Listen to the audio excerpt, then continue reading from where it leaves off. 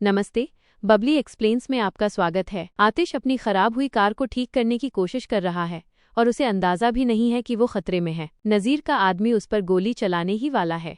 तभी मरजान अनजाने में कार से बाहर निकल आती है और वो आदमी गन नीचे कर लेता है, क्योंकि नज़ीर ने उसे बोला था कि मरजान को कुछ नहीं होना चाहिए और इसीलिए आतिश की जान बच जाती है। वो आतिश के करीब आती है। नज़ीर के आदमी को डर लगता है कि कहीं आतिश पर गोली चलाने के चक्कर में मरजान को न लग जाए, इसलिए वो पीछे हट जाता है और अपनी बंदूक नीचे कर लेता है। मरजान आतिश से पूछती है कि क्या हुआ। आतिश कहता है कि कार का इंजन बहुत गर्म हो गया है। वो अपने फ़ोन में देखता है तो वहाँ सिग्नल नहीं है। मरजान देखती है तो उसके फ़ोन में भी सिग्नल नहीं है। ठंड से बचने का अब एक ही रास्ता है कि वे कोई होटल ढूंढें और किसी ऐसे व्यक्ति को ढूंढें जो कार ठीक कर सके।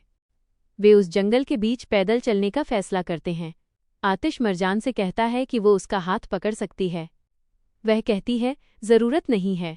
अगर मुझे पता होता कि कार खराब हो जाएगी तो मैं आरामदायक जूते पहनकर आती। और वे साथ चलने लगते हैं।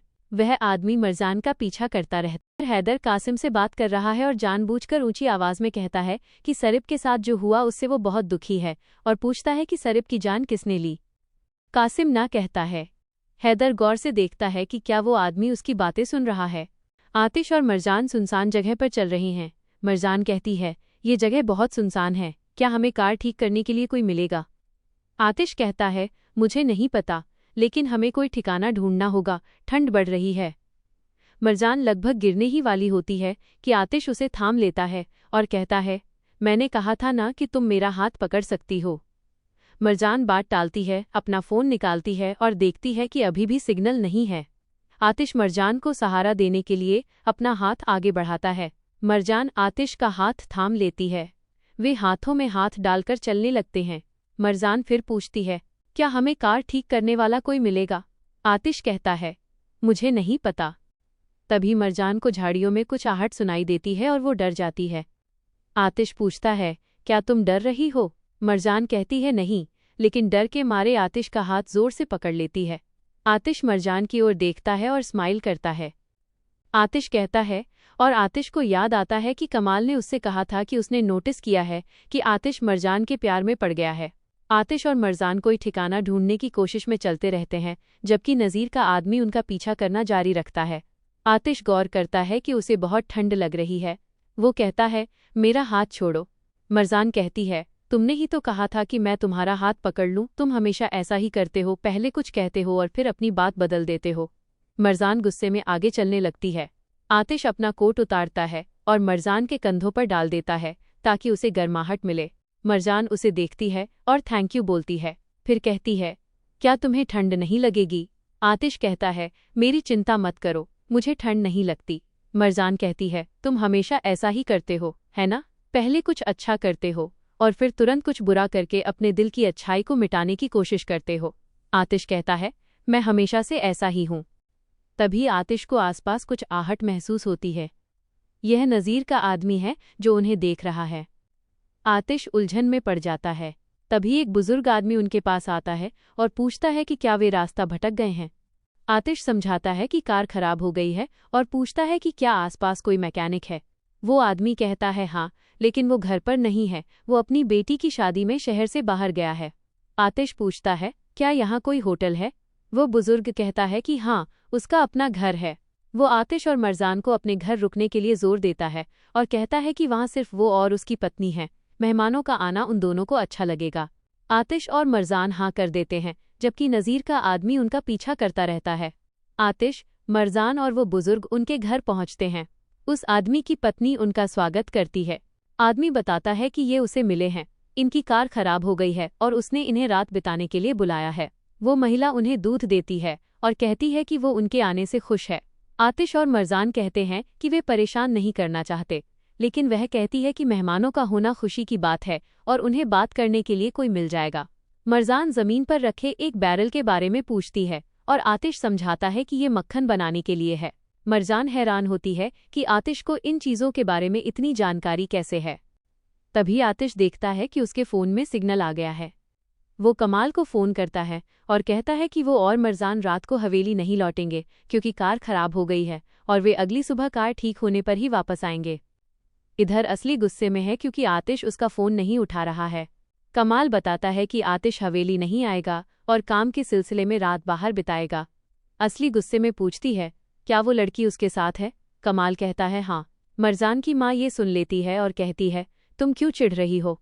वे दोनों हनीमून पर हैं, है ना? दोनों को अकेले में टाइम स्पेंड करना होगा। असली गुस्से में कहती है, तुम क्या बकवास कर रही हो? पागल हो गई हो क्या? मरजान की माँ हंसते हुए पूछती है, तुम इतनी घबराई हुई क्यों हो? और असली गुस्से से वहां से चली जाती है। वहां फिर ओल्ड लेडी मरजान को कुछ कपड़े उधार देती है क्योंकि उसे बहुत ठंड लग रही थी। जब मरजान लिविंग रूम में आती है तो आतिश उसे देखकर शॉक हो जाता है। वह ओल्ड लेडी और मैन उनसे बात करता है और पूछता है कि उनकी शादी को कितना समय हुआ है। वे कहते हैं 3 हफ्ते। मरजान महिला को खाना बनाने में मदद करने की पेशकश करती है और आतिश लकड़ी आग जलाने में बुजुर्ग की मदद करने को कहता है। आतिश और मरजान एक दूसरे को लगातार देखते रहते हैं। वे और भी करीब आ रहे हैं। वह बुजुर्ग आतिश से बात करता है और कहता है, मेरी शादी को 40 साल से ज्यादा हो गए हैं और मैं खुश हूँ।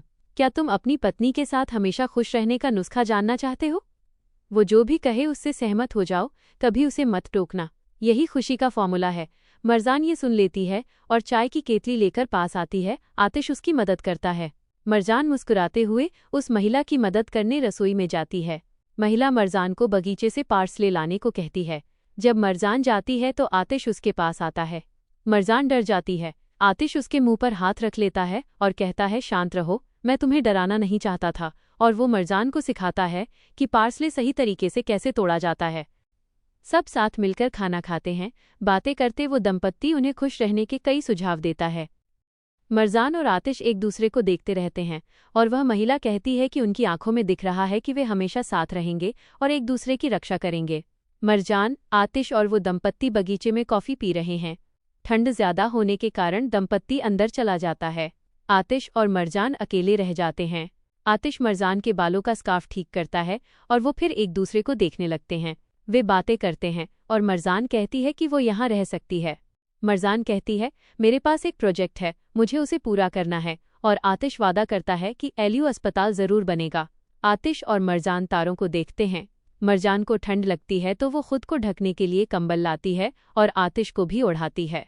आतिश कहता है, जरूरत नहीं है, पर मरजान कहती है, क्या तुमने उस आदमी की बात नहीं सुनी? खुश रहने के लिए तुम्हें मेरी हर बात माननी होगी। आतिश मुस्कुराता है और कंबल ले लेता है।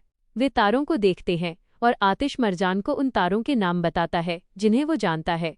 तभी नज़ीर का आदमी साथ साथ बैठे आतिश और मरजान की फोटो खींच लेता है और नज़ीर को भेज देता है। मरजान जब देखती है कि वो आतिश के बहुत करीब आ रही है तो वो घर के अंदर जाने का फैसला करती है। आतिश खुद से कहता है, खुद पर काबू रखो, वो सिर्फ एक अजीब सी लड़की है। दूसरी तरफ नज़ीर उन तस्वीरों को देखकर अपने आदमी से कहता है कि वो वहां से निकल सकता है। नज़ीर असली के पास जाता है और उसे आतिश और मरजान की तस्वीरें दिखाता है और कहता है, अब तुम मेरी मदद करोगी या नहीं? असली गुस्से में उसे निकाल देती है और उन तस्वीरों को नफरत से देखती है और मरजान को बर्बाद करने की कसम खाती है। तभी मरजान और आतिश उस घर के अंदर जाते हैं और वह कपल कहता है कि वे सोने जा रहे हैं। महिला मरजान और आतिश को वो कमरा दिखाती है जहां उन्हें सोना है। जब वो कमरे से बाहर निकलती है, आतिश और मरजान एक दूसरे को देखते हैं और मरजान सोचती है, क्या हमें एक ही बेड पर सोना पड़ेगा? और यहीं पर यह एपिसोड खत्म हो जाता है।